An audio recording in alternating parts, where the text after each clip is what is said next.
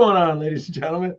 Troy Thompson here with Monica Adwani and the Mayor Heath Shearon. Can't wait to hear him bring the fire today on everything that he has going on. We're going to talk about agency performance partners. We're going to talk about virtual assistants and anything in between. Welcome, Mayor. What is going on, guys? How are y'all? I'm doing great, man. We're How did you good. come up with Excited the to have Mayor? you here. Yeah, dude, I'm pumped to be here. Yeah, we're getting savvy. This is fun. So, is the mayor self-appointed, or did Oh, people yeah. appoint you the mayor? No, well, I say that. It was a nickname given to me years ago because of all the conferences I would go to or speak at or be involved at. People would just, everybody. How in the world are you not like the mayor of insurance? And so when I started my podcast, I just self-elected me mayor of Insurance Town, and it's kind of stuck. I like it. I do I'm the too. only one, so it works. You are. I mean, It wherever sticks. you go, You have a town, you're the major. You're good. That's right. the major, the mayor, whatever. Right. But So seriously, mean. when you go, whenever you enter the room, there's 10 people surrounding you. You're always in the center. I'm just trying to get some of your crowd, bro. There we go, man. Maybe someday you can wear these shades. Dude, maybe. I hope there's some video included this because you got some killer shades, bro. I appreciate it, brother. So what's going on? What's going on with APP? We at Pinnacle, we use the performance pack, and we have all of our team watching the videos and stuff. I know. What is your role with Kelly Donahue and Agency Performance Partners? Man, I feel like that's ever changing. But yeah, so lately, man, I'll tell you, one of the big things that's going on right now, first of all, my role is performance coach there. And so, but that encapsulates a lot of things. And so one of the things that when I first, partnered up with Kelly is I wanted to do something in the commercial realm there. And so what I've been working on the passion project the last, I guess, 4 or 5 months is a new Apex course called Apex Commercial. And so I've been writing and coming up with that, and Kelly's been doing some of the stuff on that as well. And so in next month or so, and I don't know when this is going to release, but midsummer, we're going to have a course called Apex Commercial, which will be a 6-month course that people can take, and it's going to have 10 sections and then bi-weekly calls, and I'll be working. It's just from beginning to end as far as prospecting, qualifying prospects, working with underwriters, cold calling. There's a section on client experience. There's a whole, it's a lot. I put a lot of sweat and tears into it. Wow. So yeah, that's been going on with me. Okay. That's great. Yeah. I mean, we have Total CSR too that has some of the training. Is it going to be similar to that, or is it going to dovetail with that? And could they potentially work together? Yeah, we're big fans of the Total CSR and the team over there, and they do a great job. This is more geared to outside producers, commercial teams that really do more of the outbound marketing and bringing, leads in the door and then working with underwriters to get the business written. Where we have some courses now at APP that are more geared for inbound sales and inbound calling and how to deal with that. And this is more proactive, aggressive. Yes. This is cave hunt. And what are you focusing on a specific, like a small market, middle market, like what? Man, really, the concepts apply to whichever. I don't want to try to say it's going to be for one or the other. Because I think the concepts in there fit for anything. As long as you're out there hunting, your niche could be in freaking nail salons. Those are small accounts. If you write 100 of them in a month, then it starts to add up. So it's just a matter of what you want to look for. If you want to use it for whale hunting, that's fine too. I want to create something for outside producers. Love it. Yeah, that's really cool because I mean, right now you have a lot of the seasoned ones, and the way you prospect and did business before is not the same way that you do business now, right? And some of the tools out there are a little obsolete. So I think that's a really good way of kind of seasoning the new wave of producers that are coming in the door, or those that are still learning, right? Yeah, no, I completely agree. And so, and some of the things that we talk about are a little bit old school, some of the cold calling techniques, some of that, but I still think all of that works. And I still think all of that is important. But then there's some other things that go into that. We talk about technology. We talk about the value add that you bring to the table. We talk about all those things within an agency. And some of those things could be everything from, the technology that you have for like drip campaigns and automation to stuff. And it could be, the fact that you could utilize, a virtual assistant in your office to help you. You bring the stuff in the door, then you've got somebody to help clean it and stuff and kill it and whatever. Then you go out and, all that good stuff. So, I mean, there's things like that from beginning to end that we talk about and different ways to utilize the things you have at your disposal. And so it's just a matter of, let's just be honest. There's people out there that have that shiny object syndrome and they buy all these things, but they don't know how to use it correctly. Or they may get a virtual assistant. They may do this or that, but they don't know what to do with it. And that's so Troy. That's Troy. About some of that. Oh, Troy's got shiny. He's like, he buys everything. And then he's like, can we figure out how we can use this? Oh, yeah. I definitely want to take advantage of this. I'm in David Carruthers' Killing commercial. I pay for that. I mean, is this going to be a little bit similar to that, or could this even work with Carruthers? Yeah, it definitely could. I don't want to be anything like in a competition. I have the abundance mindset. There's plenty out there, and I'm actually a coach on the protege and all that good stuff. So it's not that I'm taking away from any one thing. I think some of the concepts are similar. He's obviously developed something that has worked well and does a good job out there. So I guess it kind of could work in tandem or one or the other. I don't know. I just something that's been on my heart, and my whole career has been commercial focused. But it's different people, different perspectives, right? So I think, there is never an issue when you are hearing the same message differently, and also how you can put to practice the different tools, because, some things can be more valuable than others. And what makes you perfect is the incorporation of different things. What makes you more successful, the incorporation of different things, different ideas and whatnot. So I think, I'm really liking how our industry is becoming more and more receptible of everyone helping everyone. Because like you said, we're not in competition with anybody. We're all here with one purpose, and my purpose is different than somebody else's purpose, right? So I think it's a great thing, and I think you're going to be really successful. I mean, we are in a very interesting time in our industry. So how are you seeing that, all these things that, you've been working on, and now that you're more hands-on with a lot more agencies across the country, how do you see that the opportunities are, and what are some of the, things that they should be paying attention to? As far as what goes, if you don't mind clarify that question a tad. About growing their agencies. Okay. And training producers, which is your bread and butter every day. I think that, Troy said something earlier that it really, something that I preach a lot, is just being proactive and doing the right thing and getting out there and just putting the work in.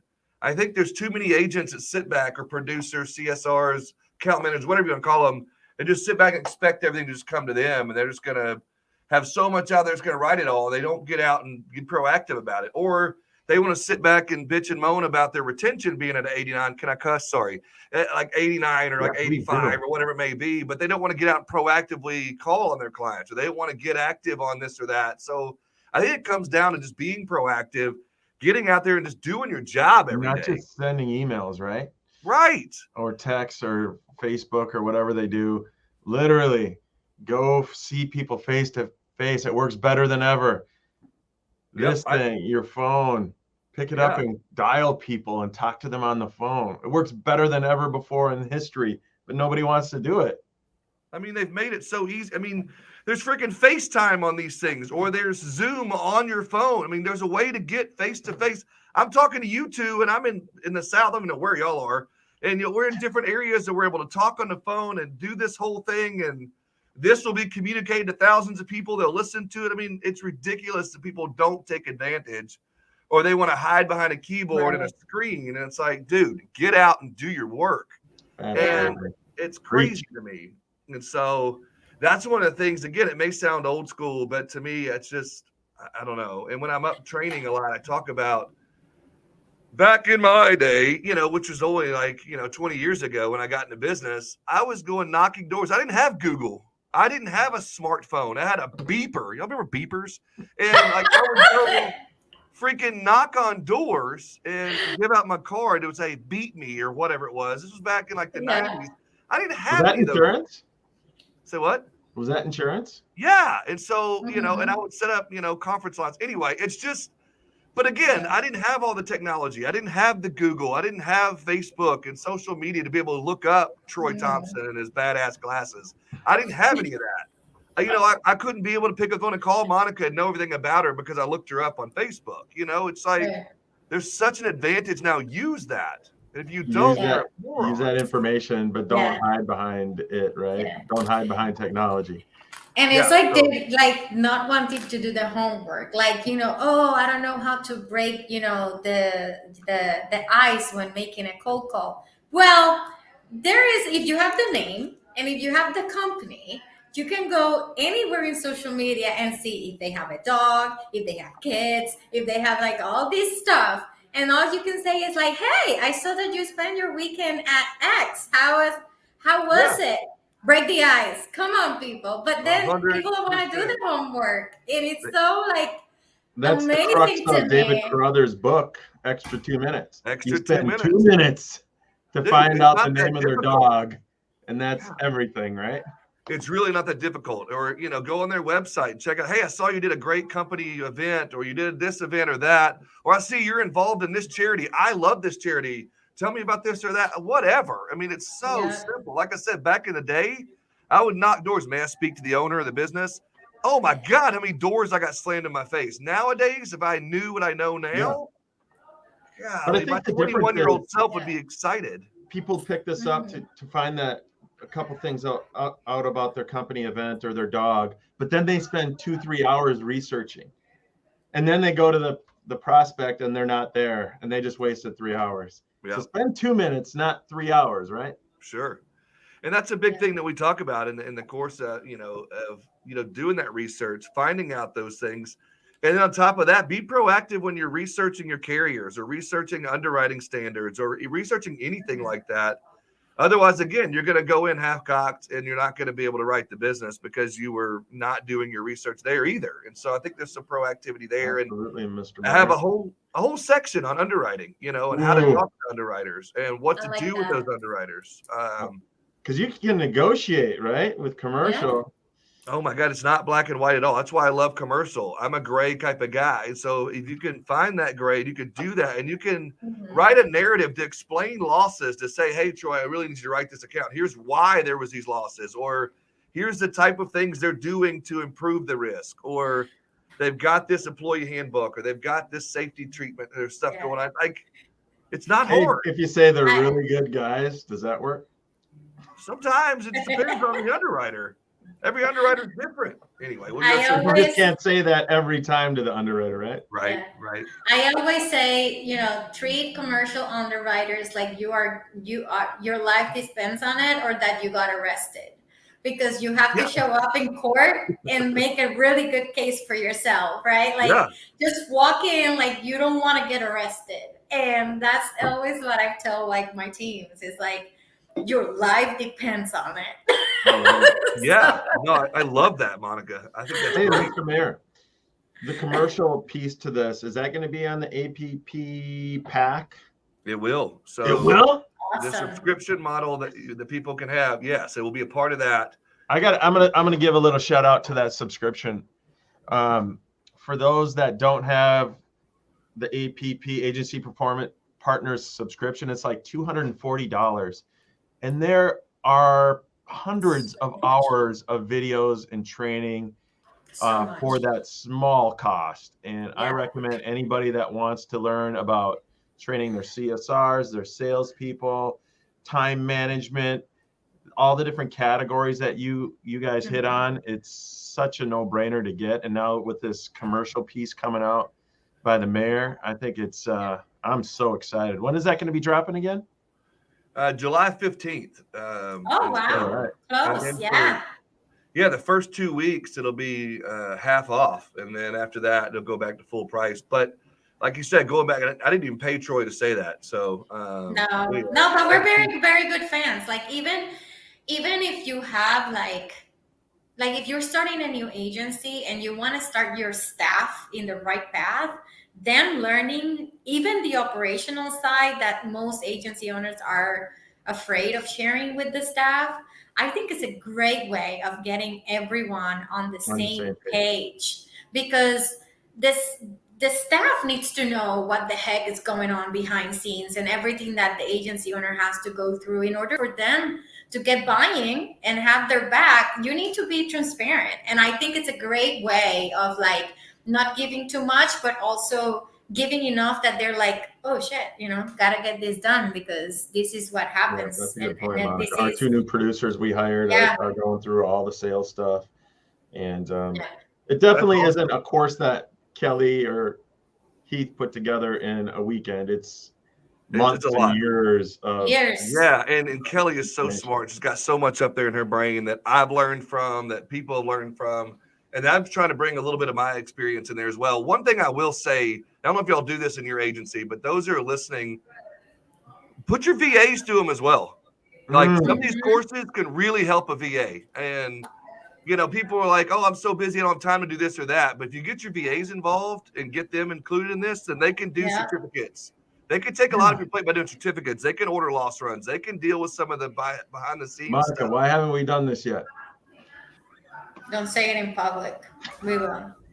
Just kidding. No, I just really think that, and I really just think that there's a lot of agencies now that are using virtual assistants or virtual employees, whatever they want to call it. And, it's foolish, in my opinion, not to put them through sales courses or get them involved in the day-to-day activities of Yeah, what so an they agency really does. understand how an agency works. If you just teach them a Mhm. task to do, it's Yeah. so on the surface, right? If they understand and go through one of these courses, Yeah. it's going to be embedded in how, in their brain on how we do things and Yeah. make them that much more. I do love the agency one-on-one and total CSR. We do put them through that because it's a Good. basic understanding. But it is important that everyone understands it, and it is true. And it doesn't have to be just a VA or a VP or a VE, whatever B you want to use for the Bs. Remember we did this, the Bs. That's my trade. Nobody can take it. Cass cannot take it. You cannot take it. Carruthers cannot take it. It's the Trademark. bees.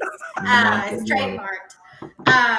But even if you're hiring a licensed person that is working in California and you're in Florida, right? Like, it doesn't matter. Even if it's a person that has experience, it's always important to refresh their brain because there is so much that has changed. And agencies now, the ones that are upbringing, they're working a little bit differently than traditional agencies that have been in business for 30, 40, 50 years. So there is this whole shift happening. And I think it is important, as much as information that you can have and be, and that is accessible to you, you should take advantage of it because, every day we learn something new. No doubt. I agree with you 100%, Monica. And Heath, we've talked a little bit about virtual assistants, and Monica and I have a company, Savvital, that specializes in virtual professionals, we call them. And since you are a consultant to a lot of different agencies, what are the best practices you've seen where agencies hit the ground running with their virtual assistant, and maybe the ones that you've seen fall on their face, and what are the differences? I think one of the biggest things, and maybe, I don't know, I just feel like you have to have a plan and you have to have like organization behind it. You can't not purchase, that sounds like, you can't get a virtual assistant or a virtual professional and then not have a plan for them. And then you want to complain to Troy and Monica, hey, they're not working out. Well, did you have a plan for what you wanted them to do? Did you clearly outline and define what their roles were in your agency? Because here's the thing I don't like. So if you're listening to this, you can get mad at the mayor. You told me to bring fire, but I don't like it when they say we have 12 employees and then we have 3 VAs or VPs. Like, they're part of your team. So now you have 15, not 12 plus 3. Like, they're part of your team, damn it. So include them in your team when you say don't say 12 plus these. They're not like dogs. They're people. Yeah, put them on your website, right? So, I mean, like, train them as they're part of your team. Have them a part of the staff. Give them clearly defined roles. Give them a job description, whatever you want to call it, so they know when they come into the agency what they're expected of. Because I guarantee you, your virtual professionals, is that what you said, VPs? Those people like are harder working probably than some of your staff in your agency every day. Like some of the people that are there live in your office, they probably work just as hard, if not harder than them. And so you want to make sure that those people are incorporated in that. They have a clearly defined role. They know what their job is. They know your procedures. And if it's a repeatable thing, like if they're, for example, in commercial, if your virtual professional is taking certificates off of the plates of the CSRs, the account managers, give them exactly what to do, how to do it every day, so they know it's a repeatable thing they can do every day. You know, the virtual professionals come in, they do their job, and they help everyone succeed. Give them feedback. Talk to them daily. Oh, my God. And guess what? They're going to work even that much harder. If you don't talk to them for 3 weeks and don't, communicate what they're doing right or wrong, they're not going to be involved. It is really interesting because, of course, we started this a little longer than a year ago, but I've been working with VAs for now like 8 or 9 years. And there is nothing more important that make them part of your why. Believe it or not, the biggest issues that we experience with the VPs, BEs, the Bs are not task related, are actually culturally related because they feel that they are not part of the team. So our biggest curve with our clients is not teaching them about process or, them having the technical acumen or all of that. It's more about integration. That's what we spend most of our time doing. Is like how are you gonna integrate these people to be part of your team and not just have one line of communication, but open communication. So it is really intriguing to be on the other side because for so long I was like, agency, they're my VAs, and process is really important, and I need you to perform, and KPIs and all this stuff, and I need you to deliver. But now being on the other side is like, oh my God, I probably sucked as a manager of those VAs because I never took the extra time. I took the necessary time, but not the extra time, right? So it is really interesting, and especially with now the times that we are living, it's not just a VA problem. It's just culturally we have to become more acceptable of anyone that is not physically sitting next to you. I completely agree, and I think that's something that if you're not already doing that, you should maybe put together like an hour training just to show people just those things right there. It's not just about your process procedures, but cultural things and getting them involved in your day-to-day meetings, your weekly meetings, whatever it may be, so they are a part of the team. They're not just these 3 extra people.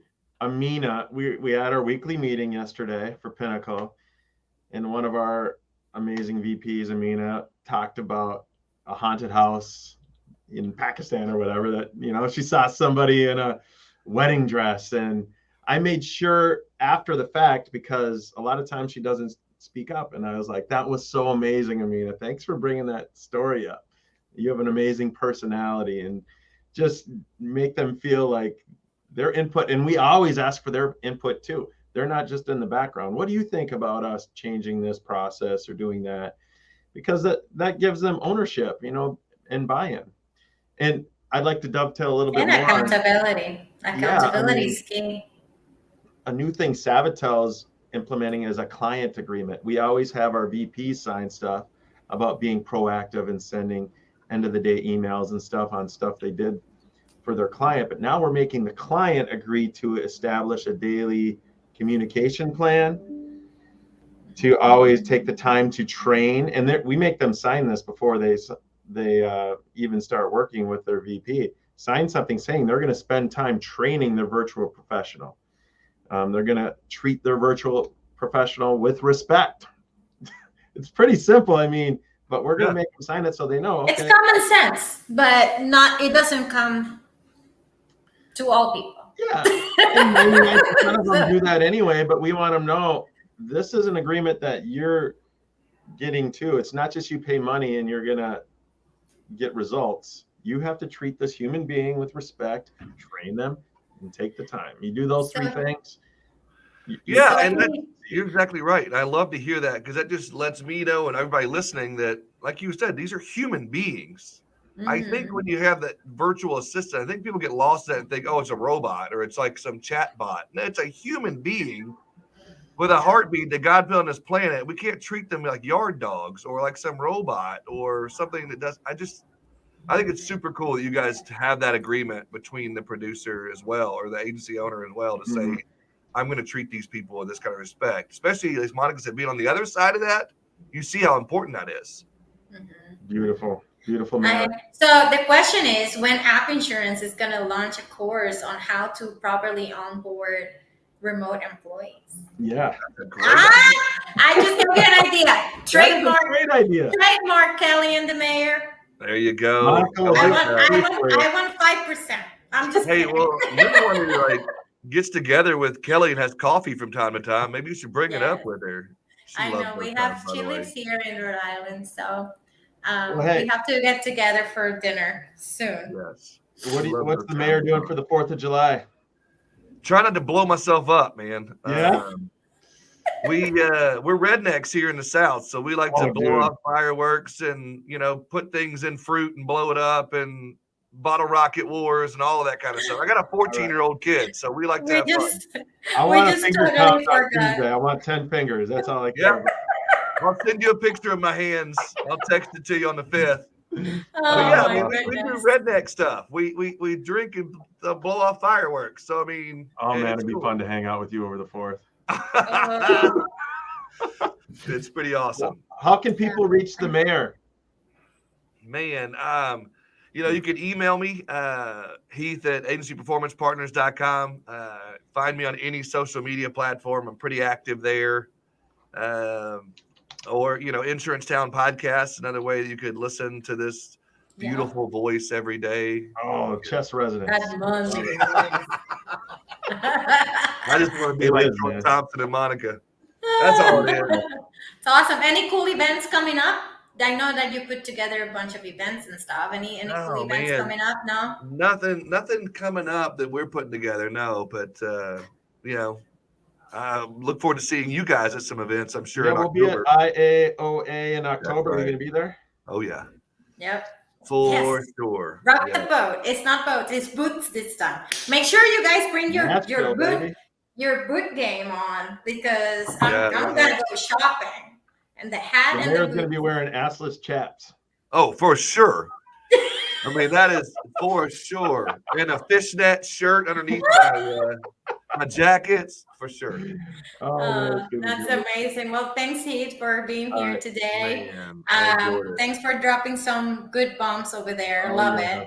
We need to get sound effects. If there's a sound effect button board or something, that would be so great. I might need to look at it in freaking Amazon now. That's my homework. All right. Well, I always get homework. There you go. Awesome. Thank you for being here. Thank you very much. All right, man.